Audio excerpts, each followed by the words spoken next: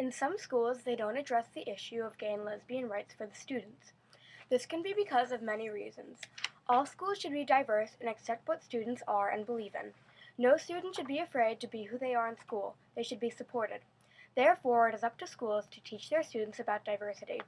It is important to recognize that students have sexual differences and beliefs. Although some middle school and high schools address the issue of gay and lesbian rights, not all do because of intolerance to differences and lack of diversity programs. Some schools and students are intolerant of gay and lesbian students. Schools do not let the gay and lesbian students start clubs such as Gay Straight Alliances, or GSA. Though some schools might, they will not let them advertise their club or will not let them meet on school grounds. The Federal Equal Access Act is a law that was passed in 1984. This law protects the right of students to form clubs at public high schools. The Equal Access Act says that if a public high school allows students to form one non-curricular club, then it can't say no to any other student who wants to form a non-curricular club. It also states that if they allow these clubs to make announcements or put up signs to promote their club activities, they have to let all the non-curricular clubs do the same thing. Any schools that have non-curricular clubs must treat all the clubs equally, but some schools do not. To not let students be open about their sexuality because they think of it as inappropriate for the other students. Also, parents do not want their young children exposed to something they view as inappropriate, but how is being gay inappropriate?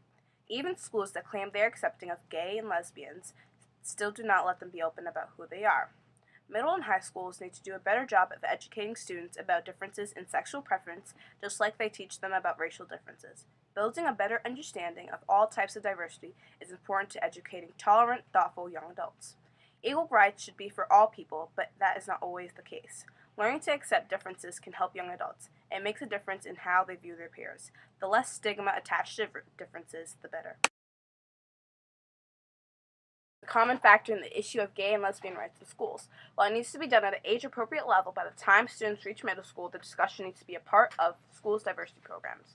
An inclusive environment means all students regardless of their sexuality. Some parents think that children should not be exposed to the topic of gay and lesbian rights. But what about students who have gay parents? Schools in America are supposed to prepare students to be active citizens in our democratic society.